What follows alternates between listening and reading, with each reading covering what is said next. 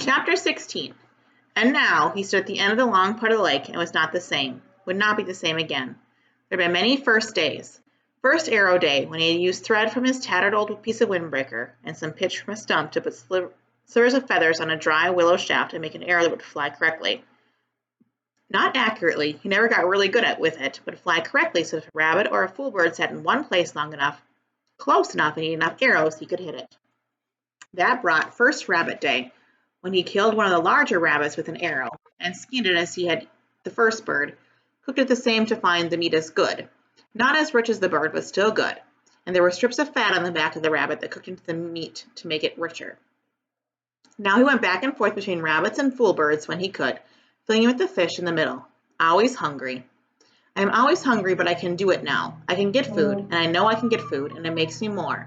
I know what I can do. He moved closer to the lake to a stand of nut brush. These were thick bushes with little stickler pods that held green nuts that he thought he might be able to eat, but they weren't ripe yet. He was out for a fool bird, and they liked to hide in the base of the thick part of the nut brush, back in where the stems were close together and provided cover. In the second clump he saw a bird, moved close to it, paused when the head feathers came up, and it made a sound like a cricket, a sign of alarm just before it flew, then moved closer when the feathers went down and the bird relaxed. He did this 4 times, never looking at the bird directly, moving toward it at an angle so that it seemed he was moving off to the side. He had perfected this method after many attempts, and it worked so well that he had actually caught one with his bare hands, until he was standing less than 3 feet from the bird, which was frozen in a hiding attitude in the brush. The bird held for him, and he put an arrow to the bow, one of the feathered arrows, not a fish arrow, and drew and released.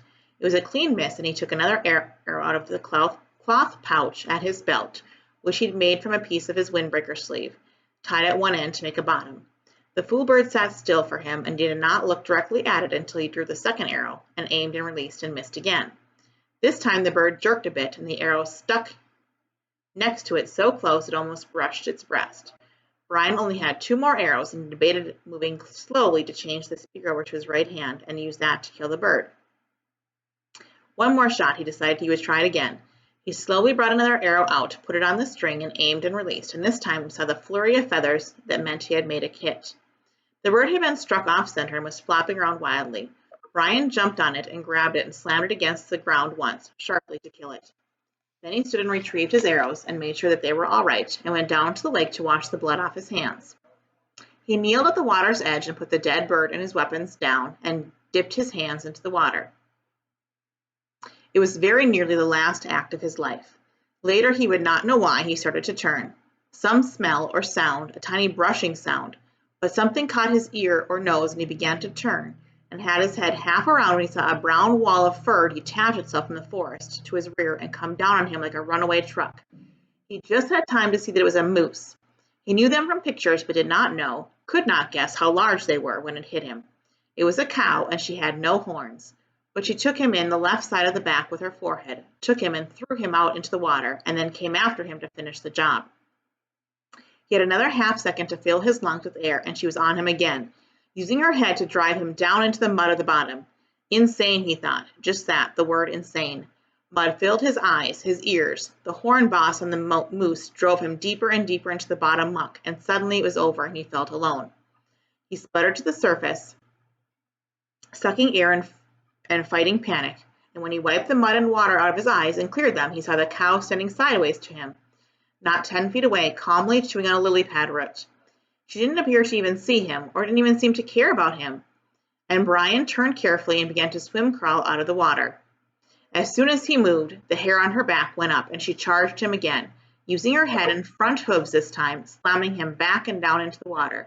On his back this time, and he screamed the air out of his lungs and hammered on her head with his fists and filled his throat with water, and she left again. Once more he came to the surface, but he was hurt now, hurt inside, hurt in his ribs, and he stayed hunched over, pretended to be dead. She was standing again, eating. Brian studied her out of one eye, looking to the bank with the other, wondering how seriously he was injured, wondering if she would let him go this time. Insane. He started to move ever so slowly. Her head turned and her hair went up, like the hair on an angry dog. And he stopped, took a slow breath. The hair went down and she ate. Move up, move, hair up, stop, hair down. move, hair up, about a half foot at a time until he was at the edge of the water. He stayed on his hands and knees, indeed was hurt, so he wasn't sure he could walk anyway, and she seemed to accept that and let him crawl, slowly out of the water and up into the trees and brush. When he was behind a tree, he stood carefully and took stock. Legs seemed all right, but his ribs were hurt bad, and he could only take short breaths, and then he had a jabbing pain, and his right shoulder seemed to be wrenched somehow. Also his bow and spear and foolbird were in the water. At least he could walk, and had just about decided to leave everything when the cow moved out of the deeper water and left him, as quickly as she'd come, walking down along the shoreline in the shallow water, with her long legs making sucking sounds when she pulled them free of the mud.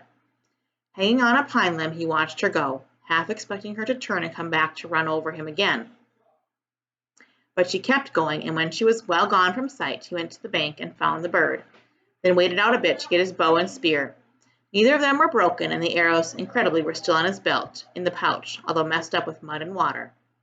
It took him most of an hour to work his way back around the lake. His legs worked well enough, but if he took 2 or 3 fast steps, he would begin to breathe deeply, and the pain from his ribs would stop him, and he would have to lean against a tree until he could slow back down to the shallow breathing. She had done more damage than he had originally thought. The insane cow. No sense at all to it. Just madness. When he got to the shelter, he crawled inside and was grateful that the coals were still glowing, and that he had thought to get wood first thing in the morning to be ready for the day. Grateful that he had thought to get enough wood for 2 or 3 days at a time.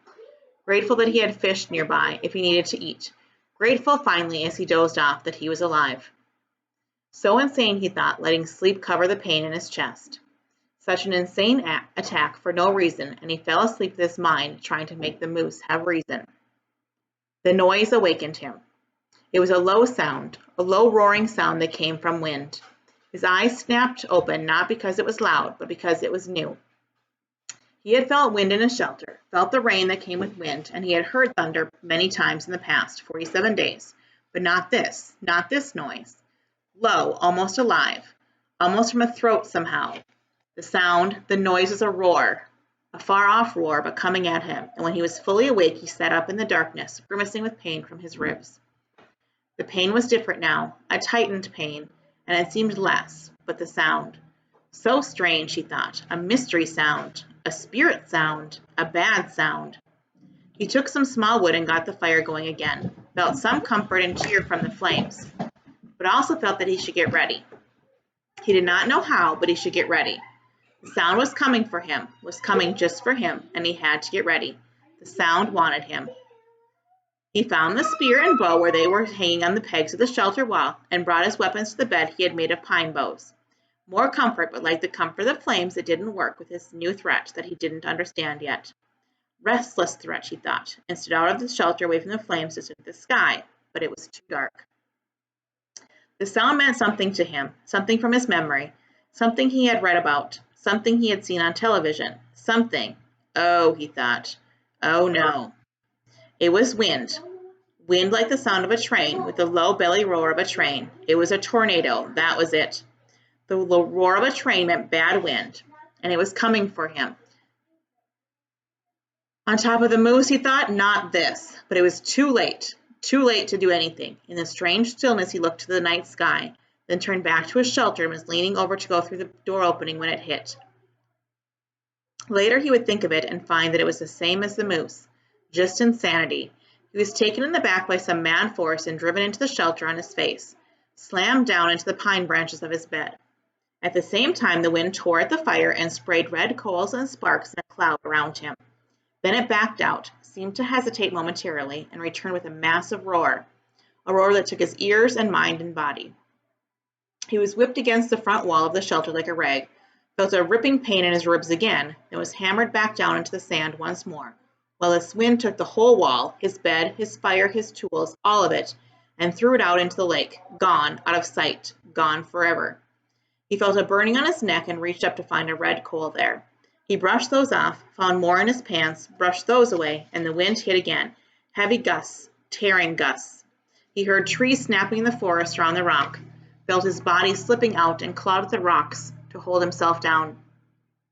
He couldn't think, just held and knew that he was praying, but didn't know what the prayer was. knew that he wanted to stay and be, and then the wind moved to the lake. Brian heard the great roaring, sucking sounds of water and opened his eyes to see the lake torn by the wind, the water slamming in great waves that went in all ways, fought each other, and then rose in a spout of water going up into the night sky like a wet column of light. It was beautiful and terrible at the same time. The tornado tore one more time at the shore on the opposite side of the lake. Brian could hear trees being ripped down, and then it was done, gone as rapidly as it had come. It left nothing but Brian in the pitch dark. He could find nothing of where his fire had been, not a spark, nothing of his shelter, tools, or bed. Even the body of the fool bird was gone. I am back to nothing, he thought, trying to find things in the dark, back to where I was when I crashed, hurt, in the dark, just the same. As if to emphasize his thoughts, the mosquitoes were, with the fire gone and protective smoke no longer saving him, came back in thick, nostril-clogging swarms. All that was left was the hatchet at his belt, still there. But now it began to rain, and in the downpour he would never find anything dry enough to get a fire going. And at last he pulled his battered body back in under the overhang, where his bed had been, wrapped his arms around his ribs. Sleep couldn't come with the insects ripping at him, so he lay the rest of the night slapping mosquitoes and chewing with his mind on the day. This morning he had been fat, well, almost fat, and happy, sure of everything, with good weapons and food and the sun in his face and things looking good for the future.